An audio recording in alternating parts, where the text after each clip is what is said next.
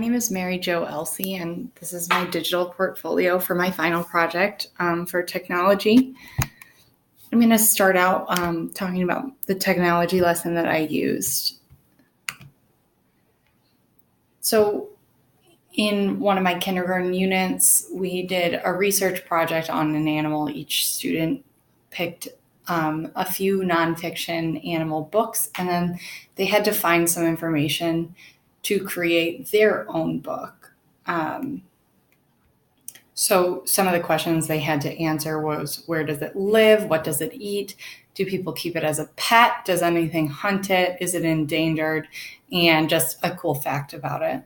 So once they answered that, they made it their own nonfiction book that they wrote and illustrated. So for some of my ELLs and my lower students, I gave a sentence frame. So the blank lives in blank. And they were able to find all this information from the different texts that they were given.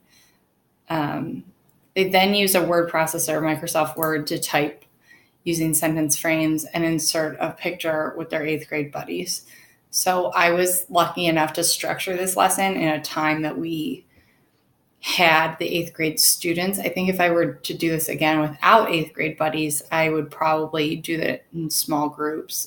So I could work with just a few of the kids at a time because they have never used Microsoft Word before. This was the first time that they had used this. And I had never taught using Microsoft Word in kindergarten. But I think they enjoyed it and they got that experience to have like what the big kids do and like what they see their older siblings do and what they see the older students in the school do, because we are pre-K 3 to 8 in my building. So then after they did that, I compiled them all into a book to keep in our classroom library, and all of the books that they've made throughout the year are their favorite books. So those ones are always, if there's a minute of silent reading, that one's always one of the first ones off the shelf. Here's a student example. My animal is a dog. Dogs live all over the world. They eat meat and some plants. Many people have dogs as pets. Dogs are not hunted or endangered. And one cool fact is I have a dog named Minnie. So although that wasn't like a non-fiction evidence-based fact, it was a cool fact for that student. And then they used Google Images to find and insert an image. So the 8th graders really helped with the image search as well.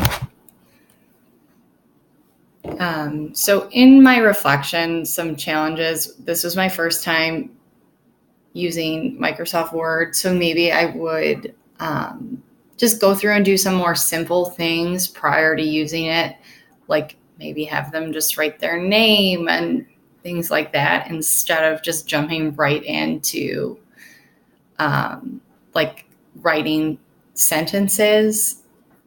They've used assorted typing tools to get to know the keyboard. And I actually adapted it. So certain students, I did have them write their whole paragraph, like the example I showed you. And other students, I actually just had them write the cool fact, just because I know that their typing skills are lower and that they would be overwhelmed. So that's how I adapted it to my students. Some improvements, I would give more explicit instructions to the 8th graders.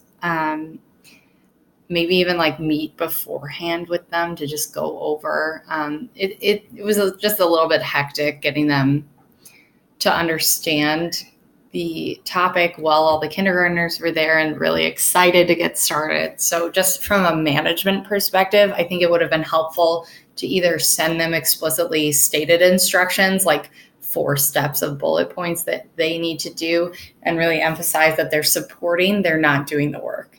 I did have a couple 8th graders that wanted to just quickly help them. And I said, no, this is the kindergartners project. You're here to help, not to do it.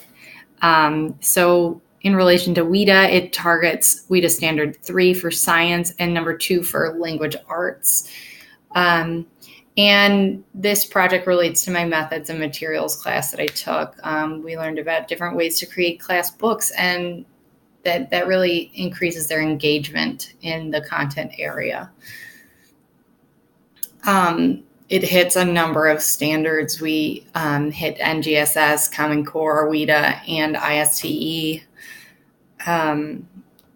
It's hitting that writing and research and plant and animal needs standard there. So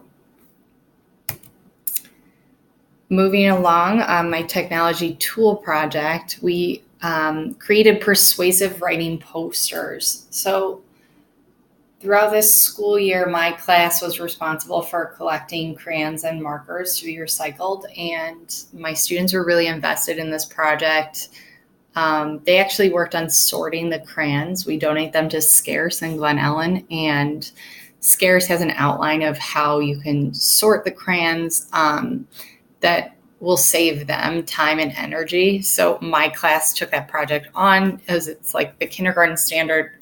There's a sorting standard in math. So we really connected that, and my students felt the impact of like real life math. And also with the markers, we shipped them off to Crayola Color Cycle, and my students had to count them out, and they were shocked at how you could use math. And we tallied every 10 markers they put in a box. They had to do a tally, and they were just in shock that you can use math to help solve real life problems, like finding the weight of a box to tell the mailman how much it weighs. So since they were so invested in this, in our persuasive writing unit, one of the prompts was, let's solve a school-wide problem. So in Earth Day in April, we really had a big push for the crayons and marker recycling throughout the school. And we started informing the other classes. And my students are really invested in this by the time we hit this lesson in the poster part. So we talked about other problems in the school, but they decided that this was the biggest problem that they as kindergartners could address. So what they did, they created persuasive writing posters by hand.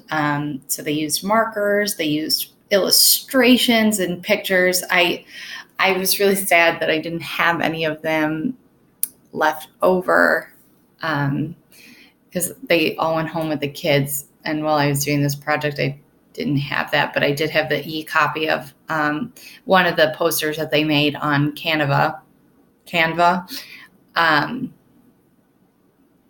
So let me show you one of the student examples. So they actually took ideas from each of them, and I helped this group find the template. It already had like the little recycling bags on the bottom, and they said, we want to put a picture of crayons and markers on top of the bags. So I helped them find pictures of that. And then the kids actually typed in over the prompts that were in there. It was great to have them work in small groups because as like one of them was typing, like they each took turns typing actually the 4 different sections. I think we had 3 or 4 kids in this group, and they took turns writing in there, and they were just really invested in creating the posters. And then we were able to post some of the posters around the school too, to encourage the other students in the school to donate their broken crayons, recyclable markers that are dried out, and avoid putting them in the garbage. My reflection, the students' experience was great. They loved making their posters both by hand and working together to make one online. I worked with a group at a time with groups of 3 or 4, which worked really well. I think if we would have tried doing it any more than that at a time, they would have been a little bit overwhelmed without enough teacher assistants, as this was the first time working with it. And it's not the most student-friendly platform, but I did try to put one more tech-savvy kid so they could try to help each other out before I would step in.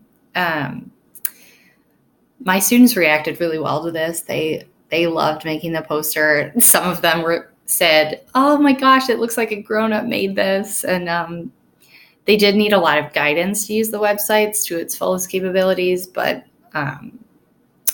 they enjoyed using it. I would do something like this again in the future. My students were able to find what they wanted and took great pride in the project. And we were able to reach out to the community of the school too as a whole by posting these posters in the hallway and making an impact on the school. My ELLs in my classroom are pretty close to their peers. They all scored like 5s or 6s in most of the content or on most of the areas.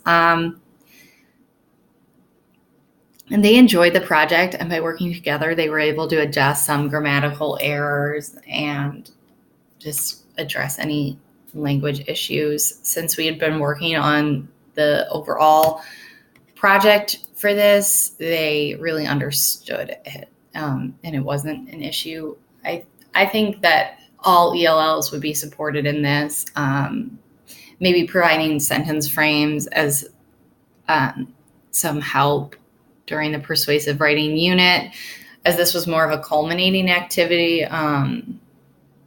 They didn't really need that this time around. They did peer edit and work together to adjust any of the language. And they decided as a group what words they wanted to use and things. This project addressed many standards. It hit NGSS, reducing the impact of humans on the land, water, and living things in the local environment. It hit the digital tools in writing and using English grammar and usage when writing and speaking. It targeted the WIDA standard for 2 for language arts, and it hit the ISTE standard. They used a visual to communicate complex ideas.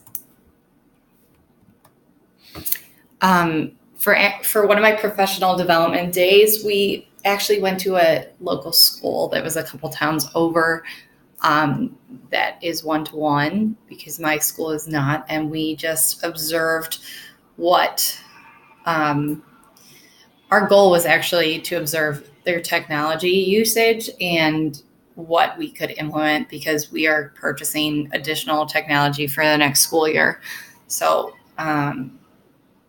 I observed a kindergarten class, and the teacher was using Dreambox. Dreambox is a math tool, and it's adaptive. So when the students meet a certain skill, they earn coins, and they can buy things in the little store on Dreambox. And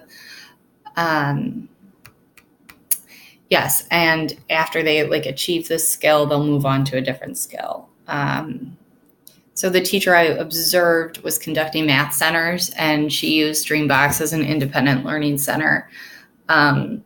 So it adapts to the student's skill set, and the teacher can assign tasks for them to focus on as well. During my observation, the students were working on place value with her, while her guided practice group was focusing on number bonds. So they were working on separate things. That's maybe something I would address. I would try to be reinforcing the same content that we were learning at the time, but maybe they were reviewing. I didn't actually have a chance to ask the teacher about that. So I'm not sure if they were just trying to review. I think there are many benefits for ELLs. There are language options, and it lowers the effective filter by giving clues and hints when the student makes an error. I thought that was one almost drawback of this too, because I saw some of the kids just not wanting to think and just guessing and then not really getting much out of it. So I actually talked to some of the students that I saw doing that, and help them slow down and just work on it, because I know behaviors like that, that could really affect like